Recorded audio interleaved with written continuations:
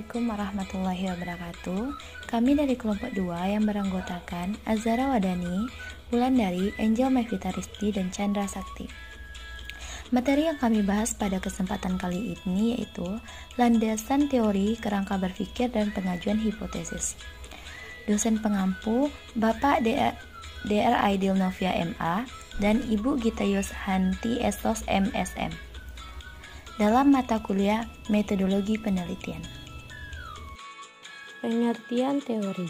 Teori adalah prinsip-prinsip yang berlaku secara universal atau umum dari bidang keilmuan maupun pengetahuan yang berlainan dengan kondisi. Sehingga teori ialah pendapat atau pernyataan secara empiris dari sebuah fenomena yang disepakati bersama. 2. Tingkat teori. Menurut Numan, dalam artikel Profesor Dr. Mujia Raharjo mengemukakan tentang teori berdasarkan tingkatannya, yaitu 1. Teori tingkat mikro. Dalam tingkat ini memberikan penjelasan hanya terbatas pada peristiwa yang berskala kecil, baik dari sisi waktu, ruang, maupun jumlah orang. Seperti dalam sosiologi dikenal dengan teori Face Word Every Movement yang mengkaji kegiatan ritual dua orang yang saling berhadapan atau bertatap muka. 2. Teori tingkat meso. Teori ini menghubungkan tingkat mikro dan makro, misalnya teori organisasi, gerakan sosial, atau komunitas teori Colin tentang kontrol organisasi. 3. Teori tingkat makro. Teori ini menjelaskan objek yang lebih luas seperti lembaga sosial, sistem budaya, dan masyarakat secara keseluruhan, misalnya teori makro Lenski tentang stratifikasi sosial. B. Kegunaan teori dalam penelitian. Semua penelitian bersifat ilmiah. Oleh karena itu, semua peneliti harus berbekal teori. Dalam penelitian kuantitatif, teori yang digunakan harus sudah jelas, karena teori di sini akan berfungsi untuk memperjelas masalah yang diteliti, sebagai dasar untuk merumuskan hipotesis dan sebagai referensi untuk menyusun instrumen penelitian. Oleh karena itu, landasan teori dalam proposal penelitian harus sudah jelas teori apa yang akan dipakai. Adapun fungsi teori dalam sebuah penelitian adalah 1. Teori digunakan untuk memperjelas dan mempertajam ruang lingkup atau konstruk variabel yang akan diteliti. 2. Untuk merumuskan hipotesis dan menyusun instrumen penelitian.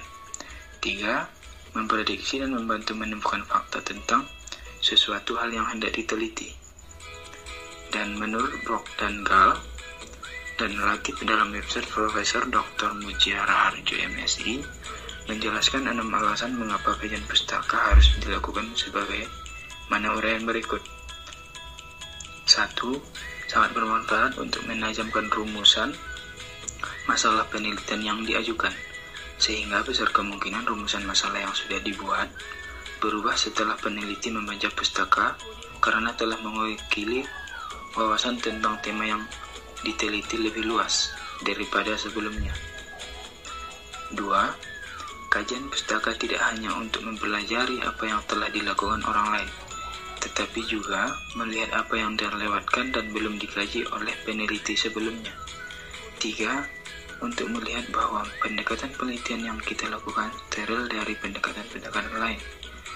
Hal ini disebabkan karena umumnya kajian pustaka menyebabkan peneliti keliru meniru pendekatan-pendekatan yang sudah lama dipakai orang lain, sehingga tidak menghasilkan teman yang berarti.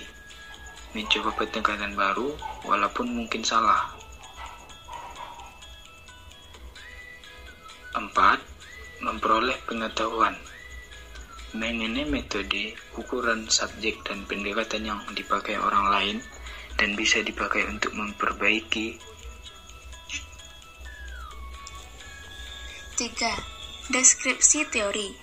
Deskripsi teori adalah suatu rangkaian penjelasan yang mengungkapkan suatu fenomena atau realitas tertentu yang dirangkum menjadi suatu konsep, gagasan, pandangan, sikap, atau cara-cara pada dasarnya menguraikan nilai-nilai serta maksud dan tujuan tertentu yang teraktualisasi dalam proses hubungan situasional hubungan kondisional atau hubungan fungsional di antara hal-hal yang terekam dari fenomena atau realitas tertentu.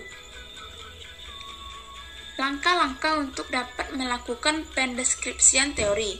Di antaranya, yang pertama, tetapkan nama variabel yang diteliti dan jumlah variabelnya. Kedua, mencari sumber-sumber bacaan.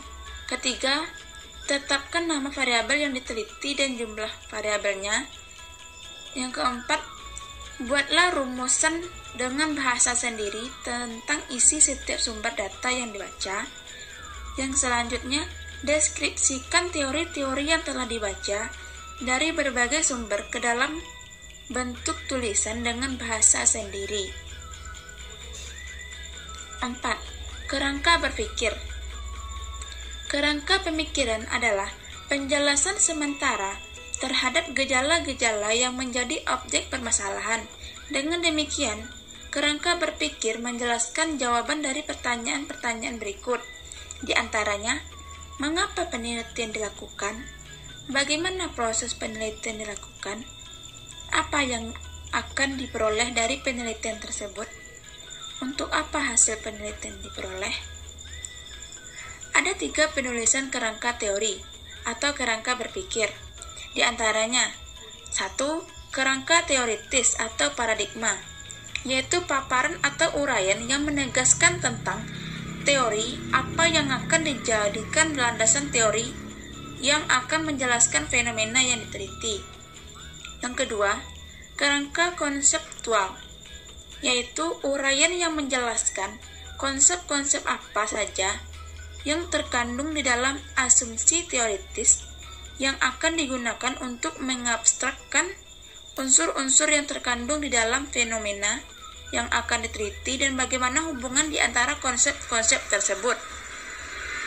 Yang ketiga, kerangka operasional, yaitu penjelasan tentang variabel-variabel apa saja yang diturunkan dari konsep-konsep terpilih dan bagaimana hubungan di antara variabel tersebut, serta hal-hal apa saja yang dijadikan indikator untuk mengukur variabel yang bersangkutan. Hipotesis. Yang pertama, pengertian hipotesis. Hipotesis merupakan jawaban yang bersifat sementara atas rumusan masalah yang diajukan dalam penelitian, yang bersifat teoritis dan belum dalam bentuk jawaban secara empiris, dan praktis dalam menjawab pertanyaan-pertanyaan dalam penelitian atau riset. Jadi, hipotesis juga dapat dinyatakan sebagai jawaban teoritis terhadap rumusan masalah penelitian yang belum ada jawabannya secara empiris. Yang kedua yaitu cara menyusun dan merumuskan hipotesis. Cara menyusun rumusan hipotesis yaitu seseorang peneliti harus menemukan dan menyusun teoritis dan kerangka berpikir terlebih dahulu. Selanjutnya, peneliti akan bekerja berdasarkan hipotesis tersebut. Peneliti mengumpulkan data-data yang paling berguna untuk membuktikan hipotesis berdasarkan data yang dikumpulkan. Peneliti akan menguji apakah hipotesis yang dirumuskan dapat naik status menjadi tesa atau sebaliknya tumbang sebagai hipotesis apabila tidak terbukti.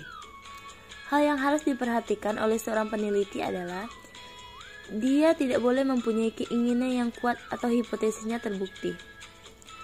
Dengan cara mengumpulkan data yang hanya bisa membantu untuk memenuhi keinginannya atau memanipulasi data sedemikian rupa sehingga mengarah ke terbuktian hipotesis. Cara menyikapi sebuah hipotesis. Yang pertama yaitu menerima keputusan seperti apa adanya seandainya hipotesis tidak terbukti. Yang kedua yaitu mengganti hipotesis seandainya melihat tanda-tanda bahwa data yang terkumpul tidak mendukung terbuktinya hipotesis. 3. Bentuk-bentuk hipotesis. Bentuk hipotesis yang pertama yaitu hipotesis deskriptif. Hipotesis deskriptif merupakan jawaban sementara terhadap masalah deskriptif, yaitu yang berkenaan dengan variabel mandiri. Contohnya, rumusan masalah deskriptif Berapa tinggi semangat kerja pegawai Bank Syariah X? Hipotesis deskriptif. Yang pertama, semangat kerja pegawai Bank Syariah X sama dengan 75% dari kriteria ideal yang ditetapkan. Yang kedua, semangat kerja pegawai Bank Syariah X yang paling sedikit 60% dari kriteria ideal yang ditetapkan. Yang ketiga, sementara semangat kerja pegawai Bank Syariah X paling banyak 60% dari kriteria yang ideal yang ditetapkan. Maka dari ketiga hipotesis ini kita bisa memilih salah satu hipotesis. Bentuk-bentuk hipotesis selanjutnya yaitu hipotesis komparatif. Hipotesis komparatif adalah dugaan atau jawaban atas rumusan masalah secara sementara yang bersifat komparatif. Rumusan masalah pada hipotesis ini bervariabel yang sama, walaupun jumlah populasi atau sampel tidak sama atau keadaan yang terjadi berlainan waktu. Bentuk hipotesis selanjutnya yaitu hipotesis asosiatif. Hipotesis asosiatif adalah dugaan atau jawaban sementara atas rumusan penelitian yang berbentuk asosiatif, yaitu yang menunjukkan hubungan antara dua variabel atau lebih.